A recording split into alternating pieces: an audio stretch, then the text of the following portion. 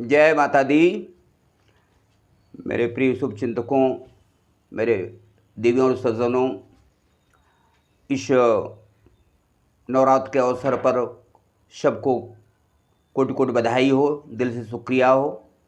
आशा करता हूँ कि आप लोग अच्छे से होंगे। माँ भगवती की असीम कृपा आप पर बरस रही होगी। और इसी संदर्भ में मैंने सोचा कि आज आपसे कुछ वार्तालाप कर लूँ। माँ भगवती का दिन चल रहा है और बहुत ही अच्छा दिन, बहुत ही परम रमणीय समय चल रहा है। इस संदर्भ में आप लोगों से कुछ बीच में आया हूँ। आप लोग थोड़ा मेरी बातों को ध्यान से सुनेंगे। आप लोगों का प्यार स्नेह ऐसा बना रहे, बहुत अच्छा लगता है। आने वाला समय में ऐसे हम आपके लिए बीच बीच में कुछ लेके आता रहूँगा। माँ जगत जननी की उपासना अर्चना वंदना चल रही है और आप समझ लें कि इस नवरात्र व्रत उपासना से बढ़कर कोई दूसरी, इस दुनिया में कोई दूसरी उपासना है नहीं। श्रद्धा भक्ति भाव सात्विक रूप से माँ का पूजा अर्चना वंदना ही सर्वश्रेष्ठ है और आदमी के जीवन के कल्याण के लिए, सुख समृद्धि के लिए, विकास के लिए, उन्नति के लिए सबसे श्रेष्ठतम मार्ग है ये माँ भगवती की पूजा अर्चना वंदना। पूजा इनकी विधि बहुत ही सरल और सहज है। जैसा कि आप जानते हैं, आप यदि व्रत रहना चाहें या कलश की स्थापना करना चाहें तो एक दिन पहले सामग्री इकट्ठा कर लीजिए। पूजन सामग्री है रोली, हल्दी, सिंदूर, फल फूल, माला, कपूर, धूप बत्ती, चुनरी, बिंदिया, मतलब जो ये चीज़ें, लाल चीज़ें इकट्ठा कर लीजिए जो कि माता जी को चढ़ती हैं। चुनरी है, बिंदिया है, ओढ़नी है, ये सब चीज़ें माता के लिए इकट्ठा करें।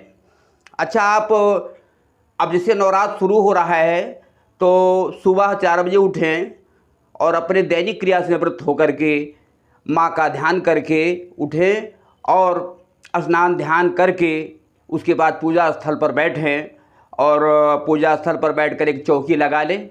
चौकी लगाने के बाद उसमें लाल वस्त्र बिछा दें और माँ की प्रतिमा को, मूर्ति को, अगर फोटो है वो भी ठीक है और नहीं तो मूर्ति ले लीजिए, स्थापना करिए।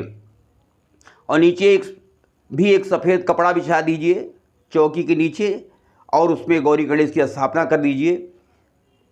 या लाल चावल को लाल रंग से रंग करके आप षोडश मातृका बना लीजिए, नवग्रह मंडल बना लीजिए, 64 योगी बना लीजिए, पंचदेव बना लीजिए। जितना वैसे कॉमन रूप से तो 3 वेदी बहुत है, षोडश मातृका और नवग्रह मंडल और ये आपका अष्टदल। तो बना करके आप पूजन सामग्री इकट्ठा कर लें। एक थाली सजाएं, थाली में रोली, हल्दी, सिंदूर, दूध, दही, घी आदि ले करके बिल्कुल आसरूप से आराम से बैठें और माँ भगवती का ध्यान करें। और उसके बाद जो है आप स्वयं आप आचमन लें, अपने ऊपर जल छिड़कें। ओम आपत्रो पत्वा सर्वास्थाम गत्वा स्मरेत पुंडरीकाक्षो अभ्यांतरातिचि। खुश तन मन धन पवित्र हो, आत्मा पवित्र हो, निर्मल हो। उसके बाद ओम माधवाय नमः, केशाय नमः, ओम नारायणाय नमः 3 बार आचमन कर लें। फिर मन को एकाग्र करें, ध्यान लगाएं, ध्यान को केंद्रित करें। माँ के उन गुणों को, माँ की शक्ति को, इस शक्ति की उपासना को ध्यान में रख करके एकदम सात्विक विचार, मन को सरल और सहज बनाएं। तत्पश्चात ध्यान करें। उसके बाद सर्वप्रथम भगवान गणपति महाराज का आवाहन करें, ध्यान करें। आवाहन करके फिर उनका जो है ध्यान करके उनका स्नान ध्यान कराएं। अगर पंचामृत बनाए हैं तो पहले शुद्ध स्नान कराएं, पंचामृत से स्नान कराएं। गणेश पूजा, गणेश जी के लिए स्नान कराएं और उनके लिए फिर उसके बाद जो है षोडश मातृका को स्नान कराएं। उधर फिर गणेश जी के लिए पहले गणेश जी की पूजा कर लीजिए। उनके लिए जनेऊ और क्या दूर्वा वगैरह सब जितनी भी चीज़ें ये कॉमन चीज़ें लगती हैं, इन सब चीज़ रखे रहिए। गणेश जी को शुद्ध स्नान, पंचामृत से स्नान, धूप चढ़ाइए। उसके बाद जो है जनेऊ जी को यज्ञोपवीत पहनाइए। फिर उसके बाद षोडश मात्रा का पूजन रचना कीजिए, माला फूल चढ़ा दीजिए। तो इस तरीके से धीरे धीरे फिर क्रमशः गौरी पृथ्वी की पूजा, गौरी गणेश की पूजा, उसके बाद नवग्रह मंडल की पूजा, इन सबको पूजा करते हुए क्रमशः धीरे धीरे फिर माँ की ओर अग्रसर हों और धीरे धीरे प्रधान पीठ की ओर अग्रसर हों। तो माँ की पूजा के लिए सर्वप्रथम शुद्ध स्नान, उसके बाद दूध दही घी शहद आदि से उनको स्नान कराएं। स्नान करा के बाद फिर उनको चंदन टीका आदि लगाएं। उसके पास फिर उसके बाद चंदन टीका लगा करके फूल माला पहना दें। फूल माला धूप बत्ती जलाएं, नैवेद्य चढ़ाएं, दक्षिणा चढ़ाएं। इस सरल और सहज ढंग से ऐसे पूजा हो सकती है या किया जाता है। अगर आप विस्तार में जाना चाहेंगे तो बहुत बृहद स्तर पूजा होती है, लेकिन आप संक्षिप्त रूप से सिर्फ अगर यही करना चाहेंगे तो पृथ्वी पूजन, गौरी गणेश पूजन, नवग्रह पूजन और साथ में षोडश मातृका पूजन और माँ प्रधान पीठ माँ देवी जी का पूजन करें, अर्चना करें, वंदना करें। क्योंकि ये उपासना, नौ दुर्गा जी की उपासना सर्वश्रेष्ठ और सर्वोत्तम इस दुनिया में, इससे बढ़कर कोई उपासना नहीं है। क्योंकि अच्छा एक बात ध्यान रखें, माँ का मुख उत्तर की ओर कभी न हो। और आप अन्य दिशाओं में कर लीजिए, अगर आप पूर्व में करते हैं अति उत्तम है, पश्चिम में करते उत्तम है, लेकिन उत्तर की ओर नहीं होना चाहिए। और साथ ही ये भी ध्यान रखना होगा कि सबसे जो मेन विशिष्ट चीज़ है साफ सफाई।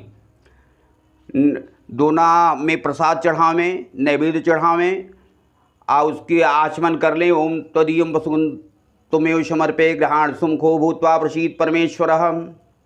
हे जगदम्बे माई आपको मैं, हे अम्बे मैया, हे जगदम्बा मैया आपको मैं यथाशक्ति यथा सामर्थ्य आपको नैवेद्य अर्पित करती हूँ। आपको यथासमर्थ आपके समक्ष प्रस्तुत होकर के मैं आपकी सेवा में तल्लीन हूँ। इस तरीके से अपने मनोभावों को, अपने समर्पण भाव को उनके समक्ष प्रस्तुत करें। अच्छा, ये नवरात्र में ये अपने आप को जगाने का, अपने आध्यात्मिक क्षेत्र में अपने आप को जगाने का एक विशेष अवसर होता है। अच्छा, इस वक्त जो हमारे वो खास तौर पे तो 4 नवरात्र होते हैं, लेकिन ये 2 नवरात्र, आप शारदीय नवरात्र और वासंतिक नवरात्र, इसका विशेष महत्व है। इसीलिए हमारे देश में इसकी पूजा अर्चना और वंदना, माता की उपासना बड़े ही जोर शोर से, उमंग उल्लास से और बहुत ही भक्ति में रस में पिरो करके की जाती है। तो अब माँ उपासना में कुछ मंत्र ऐसे हैं जैसे कि जो बहुत पॉपुलर हैं, जो कि लगभग हर भक्त, माँ के भक्त जानते हैं। तो उन मंत्रों को बोले, हे अम्बे मैया, जगदम्बा मैया, मेरी प्रार्थनाओं को स्वीकार करें, ऐसी आराधना करें। इन सबों के साथ माँ का आशीर्वाद प्राप्त करें। जैसे आप जानते हैं कि इनके माँ की पूजा जो है स्तोत्र और मंत्रों द्वारा ही अधिक ढंग से करना चाहिए। अब जैसे माँ 9 रूपों में, 9 शक्तियों में अवतरित होती हैं।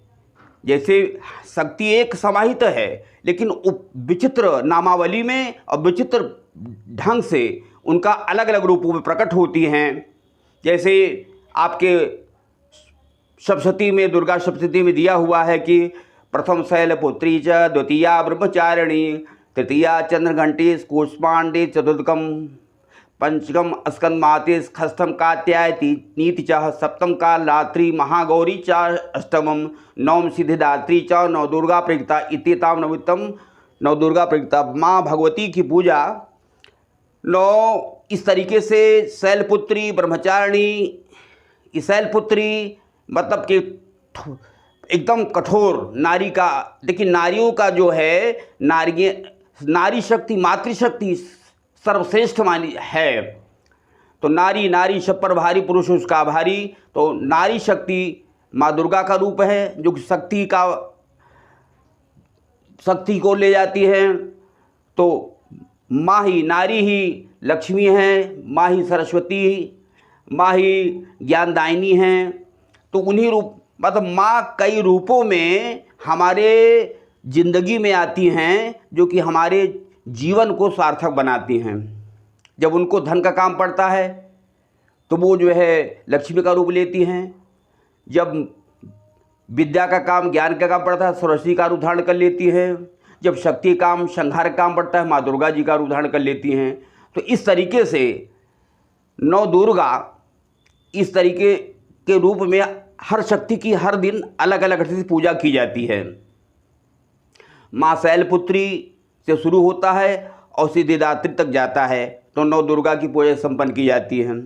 और सबसे अच्छा है कि अगर आप इसका व्रत करना चाहें तो अगर 9 दिन न रहें तो अगर आप कुछ कामों में व्यस्त हैं या बहुत से लोग मतलब खाली नहीं पाते हैं, व्यस्त जीवन रहता है, तो इसका व्रत जो है सप्तमी, अष्टमी, नौमी रह लीजिए, 3 दिन व्रत रह लीजिए। या इतना भी नहीं हो सकता है तो प्रथम और सप्तमी को व्रत रह लीजिए। तो इस तरीके से व्रत आप घर में रह करके व्रत संपन्न कर सकते हैं और अपने जीवन की कार्यशैली को थोड़ा परिवर्तन करके अपने, क्योंकि ये जो अपने को बदलने का एक नूतन नवीन रूप से ये हमारा वासंतिक नवरात्र एक नए परिवेश में, नए आगोश में आकर के जीवन को नए मोड़ पर ले जाता है कि और जीवन को एक सही दिशा देता है। अब आप जान लीजिए कि इसी चैत शुक्ल पक्ष की प्रतिपदा से ही नया संवत्सर शुरू होता है। इसमें तमाम विशिष्ट रचना, तमाम ऐसी कथाएं शास्त्रों में हैं जो कि इसी दिन से प्रारंभ होती हैं। या कुल मिला के कहिए कि इस सृष्टि का प्रारंभ भी होता है। तो इस तरीके से आपको नए इसका महत्व बहुत ही अनंत है। तो माँ भगवती, अच्छा विशेष करके अगर आप ज्योत जलाते हैं तो माँ के सामने ज्योति, जैसे कि अखंड ज्योति जलाते हैं तो अखंड ज्योत जला के रखिए, जो 24 आवर्स आप अखंड ज्योत जलाइए और उसका वाच करते रहिए कि बुझने न पाए। या उपदीपक जला के रख दीजिए। या कुछ लोग ऐसे करते हैं कि थोड़ा जलाते हैं बाद में वो हो जाता है। तो माँ की ज्योति जो है दिव्य और भव्य रूप से जलाना चाहिए, जिससे कि श्रद्धापूर्वक।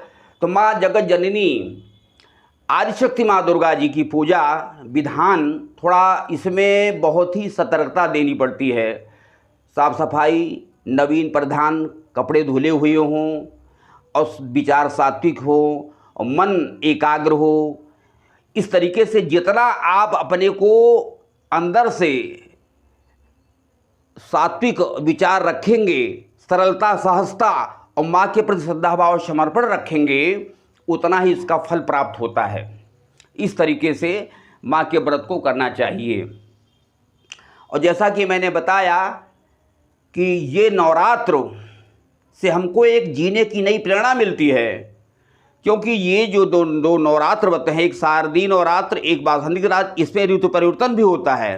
तो इस ऋतु परिवर्तन में बहुत ही एक समय जो है कहने का बहुत ही समय ऐसा आता है कि जैसे कि हम लोग बहुत इन्फीरियरिटी कॉम्प्लेक्स हीन भावना प्रकट होती है। लेकिन इसीलिए ये संधि करती है, ये दो नवरात्र आ करके एक आदमी को नई ऊर्जा, नया साहस, हिम्मत, धीर ये प्रदान करती है, जिससे जीवन में कुछ नया खास आदमी परिवर्तन कर सके। माँ भगवती के चरणों में पूर्ण रूप से समाहित होकर के अपने जीवन को सरल और सहज बना सके। तो माँ, अब आप देखें इसमें विशेषता, अच्छा आपके पास समय नहीं है, कुछ भी करने का समय नहीं है, आप बहुत व्यस्त हैं, तो फिर स्नान ध्यान करके माँ को दुर्गा चालीसा, विंध्यवासिनी माई का विंध्याचल और चालीसा, या फिर भगवान हनुमान जी की उपासना, राम रक्षा स्तोत्र का पाठ भी इस कालखंड में बहुत ही लाभदायक होता है। नवरात्र में अगर राम रक्षा स्तोत्र का पाठ करते हैं तो इसका फल भी बहुत प्राप्त होता है। इसी से जुड़े हुए किंवदंती। तो कहने का मतलब ये है कि जैसे आपके पास समय हो, अधिकस्य अधिकम फलम, आप जितना गुड़ डालेंगे उतना ही तो मीठा होगा। जितना आपके अंदर, जितना आप समय दे सकेंगे, जितना आप गहराई से समीक्षा कर सकेंगे कि हम क्या कर सकते हैं और क्या करने लायक हैं, माँ की सेवा के लिए हम कितना समय दे सकते हैं, इन सब पर थोड़ा सा आपको विचार करके अधिक से अधिक समय दे करके इस 9 दिन में त्याग, साधना, उपासना, अर्चना, वंदना ये कर करके माँ के चरणों में प्रीति लगा करके अपने जीवन को धन्य बना सकते हैं और अपने ज़िंदगी को एक नई दिशा सकते हैं। अगर माँ प्रसन्न हो गई तो सालों को आप फिर बिल्कुल खुशहाल हैं, जीवन आनंदित हो गया आपका, क्योंकि माँ ही हर रूपों में प्रकट होती है। और आज जब देवताओं ने वध किया था इंद्रादि लोगों ने, तो माँ के ही तेज से किया था। माँ जो महिष, शुंभ, निशुंभ ये जब जो राक्षस मारे गए थे तो माँ के ही तेज से इनको बल मिला था देवताओं को, तो इन्होंने उसी बल से, उसी तेज से इन राक्षसों का वध किया था। माँ का ही तेज था। तो इस तरीके से माँ दुर्गा जी के नौ रूप में प्रकट होती हैं। तो पूजा अर्चना, वंदना, अभिनंदन, वंदन बहुत ही एकाग्र मन से होता है। मन बड़ा चंचल है, तो इसलिए मन को एकाग्र करके ही उपासना की आधारशिला बुनियाद रखनी चाहिए।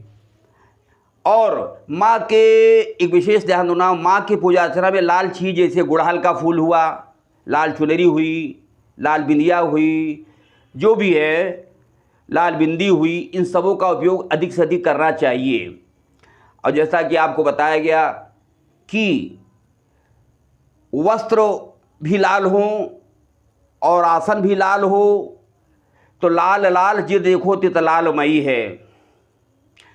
तो इस प्रकार माँ ये नवरात्र हमारे अंदर एक नई ऊर्जा का संचार करता है और माँ के सानिध्य में जाकर के भक्त अपने को निहाल कर लेता है और जीवन के इस आपाधापी में, इस जीवन के आपत्ति काल में ये एक अमृत तुल्य है। अगर माँ आपके ऊपर कृपा हो गई तो जीवन धन्य है कि मानो जीवन में आपने क्या किया उसका फल आपको मिलेगा, आपका पैदा होना सफल है। इस तरीके से तो माँ के विषय में बहुत से देहात में अच्छे अच्छे औरतें गीत गाती हैं, भजन गाती हैं, पूजा अर्चना करती हैं। और आप देखें कि मंदिरों में सामूहिक से औरतें इकट्ठी होकर के माता रानी का भजन करती हैं। अच्छा, आप ये सब बहुत ही खुशहाल और बहुत ही आनंदित समय है। यदि आप दुर्गा सप्तमी का पाठ नहीं करते हैं तो किसी योग ब्राह्मण से करवाएं, जिसे आपके किसी मंदिर में अपने घर में कलश लगा के किसी ब्राह्मण से मंत्रोक्त तो वेदोक्त सहित आप पठन पाठन करें, जिससे आपको पूर्ण लाभ मिलेगा। तो इस अगर समयाभाव है तो आप किसी योग आचार्य को सौंप दे, वो आपका मंदिर में पाठ करे तो आपको पूर्ण लाभ मिलेगा। तो ये कहने मतलब ये ज्योति जो अखंड ज्योति है, अनवरत ज्योति जो जलाई जाती है, तो ये इससे निरंतरता आती है कि जीवन में कभी भी रुकावट न हो, जीवन निरंतर आगे बढ़ता रहे। जैसे माँ की ज्योति अनवरत चल रही है, वैसे हमारी जीवन ज्योति ये निरंतर अनवरत रूप से हम क्रमशः विकास की ओर, प्रगति की ओर और अग्रसर हों।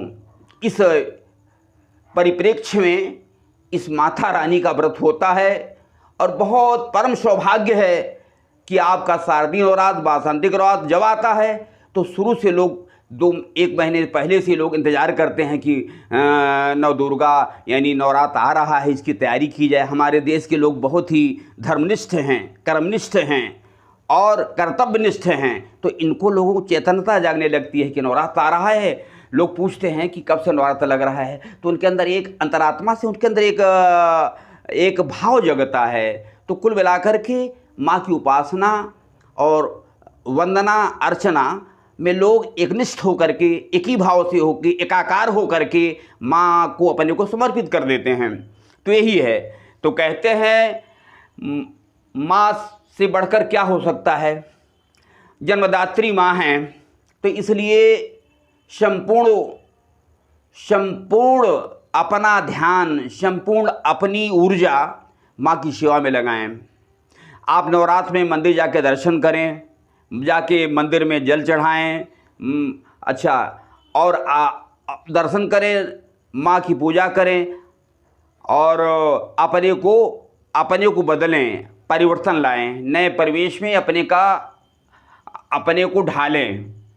तो नवदुर्गा या नवरात्र कहने का मेरा मकसद है या मतलब है कि आप इस नवरात्र में अधिक से अधिक माँ के निकट पहुँचे, क्योंकि माँ अवतरित हो जाती हैं, उनका तेज 9 रूपों में प्रकट होता है और हर दिन में हर रूप में प्रकट होता है, हर दिन में हर शक्ति की पूजा होती है। अच्छा, एक बात ध्यान रखना है, इस विशेष दिनों में ब्राह्मण को भोजन कराएं।